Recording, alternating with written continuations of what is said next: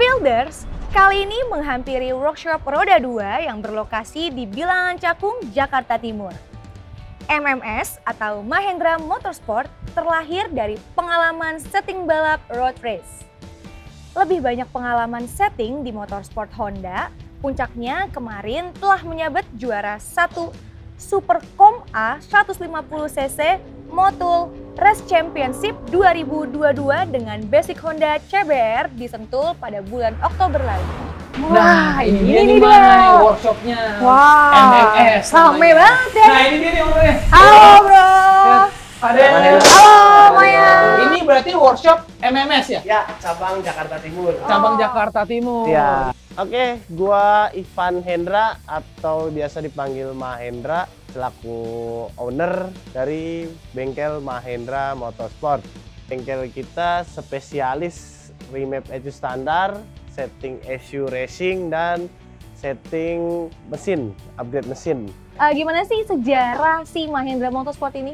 Dulu gua dari tahun 2017 itu punya motor Ninja 2,5 Fi. Oh, ejection. Ya, nah dari motor itu gue coba-coba nih ngoprek apa sih gimana caranya kita upgrade tapi nggak perlu upgrade mesin. Oh, oke. Nah, ngulik-ngulik. Wah, ternyata bisa nih di remap ECU standar. Remap ya, ECU standarnya. Oke. Ternyata bisa lumayan dongkrak performanya 2-3 horsepower. Oh, lumayan ya, 3 Lumayan, HP berarti ya. Oh, Terus, sampai dari 2017 akhirnya keterusan tuh. Keterusan, nah sampai sekarang jadi kebanyakan lagi musimnya Matic nih ngabers. Oh, Iya, benar, yang di setuju Sudirman itu Iya. kan. Di tahun 2016, waktu itu belum ada bengkel injeksi yang proper. Akhirnya gue coba-coba kolaborasi sama kebetulan ada partner mekanik. Gue tes di motor gue ternyata kok bisa enak nih motor standar. Dari situlah akhirnya mulai ibaratnya banyak yang kenal dengan Mahindra Motorsport. Nah, kalau di MMS sendiri ini paketan servisnya atau paketan remapnya tuh bisa di-spill nggak apa aja tuh, Bro? Biasanya sih kita ada remap ECU standar, dyno test, sama upgrade CVT. Oh, full CVT, oke. Nah, itu range harganya kalau remap mulai dari 300.000 sampai 600.000. Oh, masih terjangkau ya, Iya. Maya, dengan nominal segitu ya? Lumayan. Terus untuk dyno testnya 200.000, sama untuk upgrade CVT-nya mulai dari 800.000 sampai 1.500.000. Oh, dan itu mostly motor-motor Matic semua, Bro? Iya, itu untuk motor Matic semua. Oh, karena memang sekarang 80% customer kita jadi Matic. Anak muda sekarang udah nggak malu naik Matic gitu loh. Betul. Akhirnya kata jauh lebih rame dibanding sport sekarang. Karena kita ngomongin lumayan lebih detail nih ya, ke arah ECU. Nah, sebenarnya tren ECU sendiri itu, remap dan segala macam itu mulai tren dan mulai hype itu sejak kapan nih, Bro? Dulu pertama kali hype tuh tahun 2017. Oh. Jadi waktu itu memang kita dari Ninja 2,5 basicnya kan, akhirnya develop, kita dapat 3 tipe motor tuh yang bisa di remap. Apa aja tuh? Ninja 2,5 Fi, Honda CBR 250RR sama R25. Oh. Nah, terus fitur ECU-nya tuh yang dikembangin apa aja tuh? Fiturnya nah, kalau di ECU tuh ECU standar kita bisa setting debit bahan bakar, Oke. setting pengapian, sama setting limiter. Itu AFR itu termasuk itu ya? AFR, nah ketika dyno, jadi kita bisa sesuaiin nih AFR-nya. Nah, dengan settingan fuel sama ignitionnya kita imbangi. Oh, dari situ ya? Betul. Nah, bro, ini kalau misalnya motor yang ini bro, di depan kita, ini lagi diapain nih bro? Ini kita lagi riset buat motor drag 500 meter. Drag 500 meter? Betul. Kenceng nih ya, udah setting kenceng nih ya? Ya, Wow. Nah, pastinya lah. ini kalau gue boleh tahu, basicnya ini motor apa nih, Bro? Aerox. Air, nah, pas banget kan? Oh, kelihatan Aerox ya? Iya. Iya, Honda. karena ini Wow. udah disetel Trondol. model drag ya? Ya. Oke, kalau kita boleh tahu nih Bro ya, dari depan sampai belakang apa aja nih part modifikasi yang sudah diganti? Kalau yang paling utama sih dari shock ya. Shock juga, ya? dari shock segitiga. Ini stabilizer juga ya ini? Iya, Oke. pakai stabilizer biar stabil, terus stang. Velg juga ya? Ya, terus Udah diganti. radiator oke. pindah ke depan, kan harusnya kalau Aerox di samping kanan. Oh iya, pindah ke depan. Pindah ke depan, terus sisanya dari sektor velg sama ini sih mesin knalpot. Mesin knalpot ya? Udah setara lah sama 250 cc gitu. Wow. Bro, kalau motornya itu turunnya tuh di kelas apa nih bro? Ini di kelas standar bebas. Jadi Oh, oke. mesin dengan kapasitas pistonnya masih standar. Namun rangka terus dari ECU sama throttle body bebas. Nah, yang dimaksud tadi bebasnya itu berarti throttle body. Boleh di-upgrade ukurannya, lebih besar nih kayak ini. Nanti dia jadi ukurannya lebih besar 4 mili dari standarnya. Dan otomatis ECU-nya apa ada perubahan juga? Iya, ECU-nya juga kita di sini pakai Aracer. Oh, nah bisa di spill nggak tuh bro? Maksudnya kalau ECU-nya dirubah itu apa efeknya terhadap mesin dan performance? Ya, kalau kita pakai ECU ini biar bisa ada data loggernya ketika dipakai di balap. Karena di balap tuh setiap perbedaan suhu itu nanti settingannya beda-beda. Oh, oke.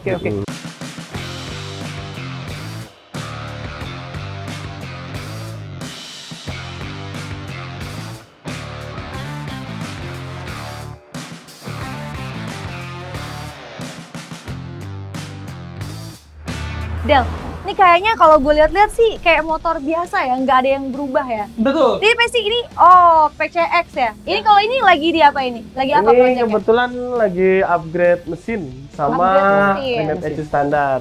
Dia upgrade blok ke 62.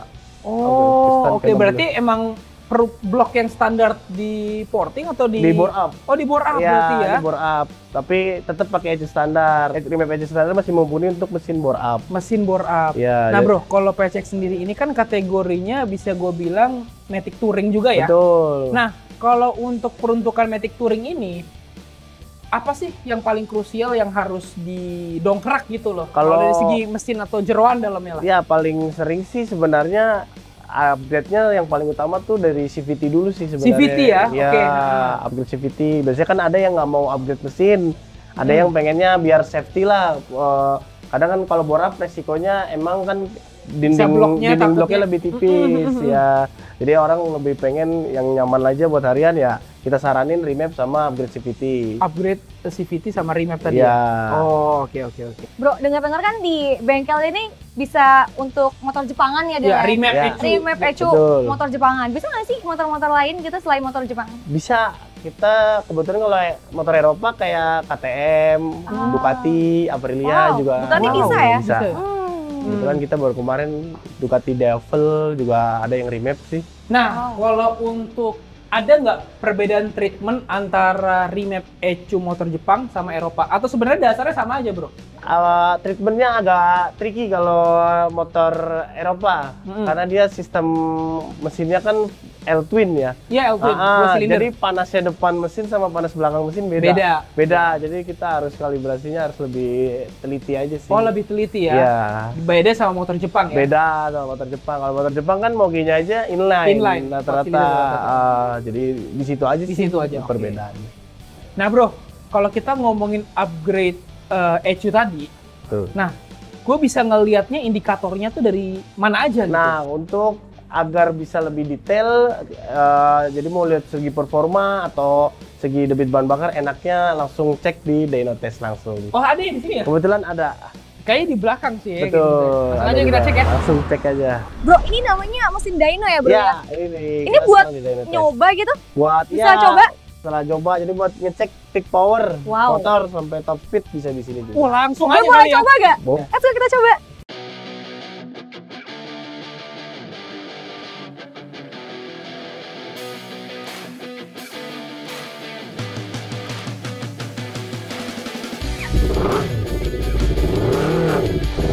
Ya.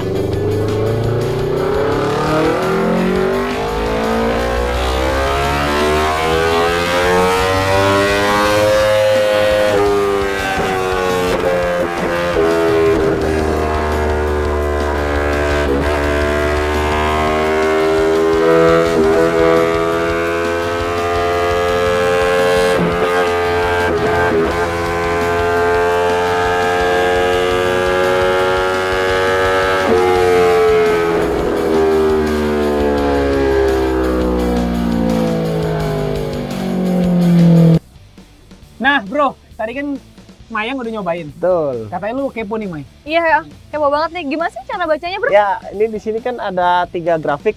Oke. Ya, untuk yang merah ini namanya horsepower. HP ya? HP, ya, ini yang biasa jadi patokan orang-orang kalau tenaga motor. Ya dari HP-nya itu ya Dari horsepower-nya. horsepower. Oke, Di sini yang biru? Yang biru ini torsi. Oh, torsinya. Ya, Oke.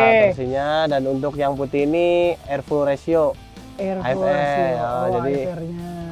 Jadi ini perbandingan bahan bakar, udara sama pengapian. Nah, itu kalau kita ngelihat dari hasil ini gimana nih ngebacanya? Apakah dia HP-nya naik atau gimana gimana bro? Ini kan sebelum di remap. Jadi karena sebelum di remap standar dia ya? Standar. Kondisinya ini kebetulan kekeringan nih. Oh, terlalu kering. Terlalu kering karena AFR-nya 14.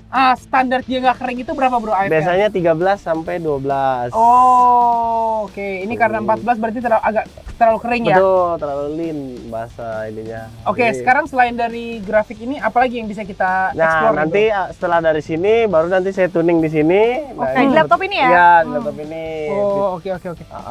Jadi nanti ini kita tuning, baru nanti bisa ada perbandingan setelahnya. Sebelum dan sesudah? Betul. Oh, oke. Langsung aja kali kita tuning dulu ya? Boleh, siap. Oke.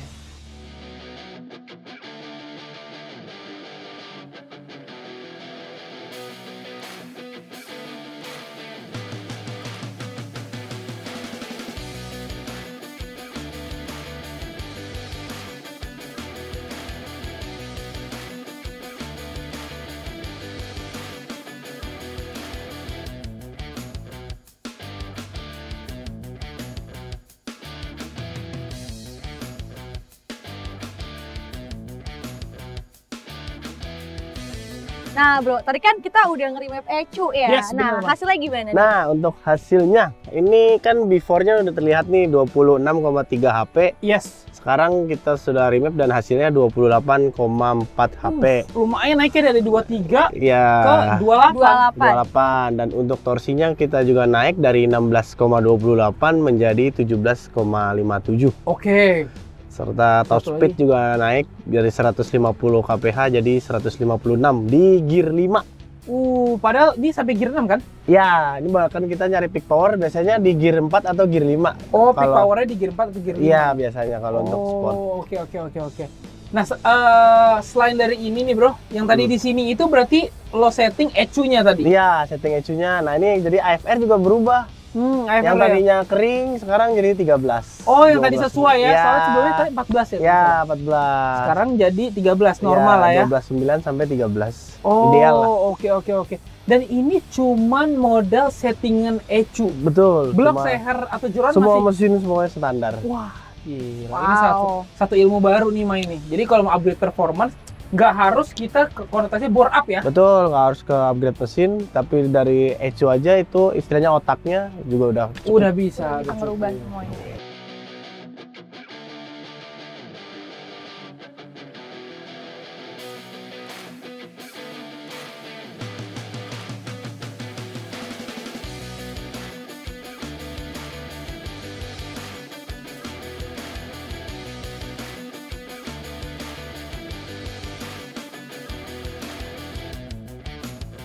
Nah, kita sekarang udah ada di spot kejuaraan nih, Del. Kejuaraan, bener. Dan ini beragam banget ya. Iya.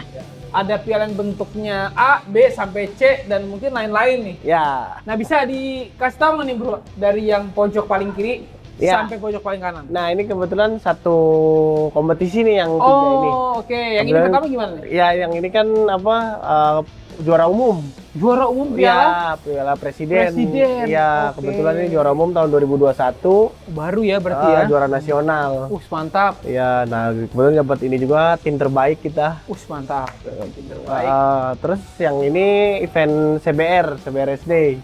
CBR ini kategori 150 berarti? Yang satu ya 150 cc. 150 cc, ya. Oke. Sama yang ini event fun race. Fun race? Iya. Oke, nah terakhir nih. Ya. Yang paling bentuknya paling tinggi ya? Iya. Paling gede juga kayaknya nih. Apa nih? Iya, sama Piala Presiden. Oh, Piala Presiden juara juga. nasional soalnya kan. Jadi paling gede. Paling gede. Ini kayak udah cukup lah gitu ya untuk sementara gitu. Sudah pernah, yang penting udah pernah juara nasional lah. Oke, mantap. Keren. Nah, ya itu sih kembali lagi tips and trick ya, yang paling utama ya sebenarnya paling sederhana adalah remap tadi. Remap tadi ya? Ya, itu udah paling murah lah kalau upgrade untuk awal. Terus setelah itu ya bisa dari aggressivity, mungkin dari part CVT kan nggak bisa nggak langsung semua juga nggak masalah. Dari roller dulu bisa atau dari puli depan dulu itu. Yes, benar, repair segala macam. Ya, jadi mulai dari yang murah lah 250 sampai 500 sampai 1 juta gitu. Oh, dan itu dengan ngeluarin kocek segitu kelihatan lah ya perbedaan Betul. kasarnya motor standar sama motor yang setelah sudah udah dieksekusi. eksekusi Iya. ya. Oke. Bro, thank you banget nih, kita udah dikasih banyak pelajaran baru, diajak Siap. jalan-jalan nih di bengkel ini. Terus Betul, tadi gue jalan-jalan ya. bisa nyobain Nyobain mesin apa dyno. namanya? Mesin dyno. Mesin dyno, Keren benar. banget sih. Ini kita kasih kali ya. Iya, ini Del ada ya? plakat dari kita. Iya. Oke, baik. Terima kasih Nanti banyak. bisa saya mungkin terima. menjadi pajangan Pajangan ya. tambahan. Iya. Bro, betul. Mahendra, thank you so much Oke, buat hari terima ini. kasih Thank you. Tiap workshop punya settingan sendiri untuk mengembangkan motornya satu step lebih tinggi dari settingan motor pabrikan. Dengan ramainya pasar metik di Indonesia, MMS sendiri bisa ternyata membuat motor harian menjadi spek racing. Jadi buat two-wheelers di luar sana yang benar-benar pengen naikin performance, upgrade parts, intinya membuat motor kalian lebih kencang, lebih ngacir, bisa langsung saja merapat ke MMS. Gak cuman itu, di sini juga bisa remap ECU yang sesuai dengan karakter motor kalian. Nah, itu dia yang bikin gue makin paham karena dunia performance punya market yang sangat luas banget. Black Pulse, jangan lupa untuk like, komen, dan juga subscribe YouTube channel Black Experience. Bye!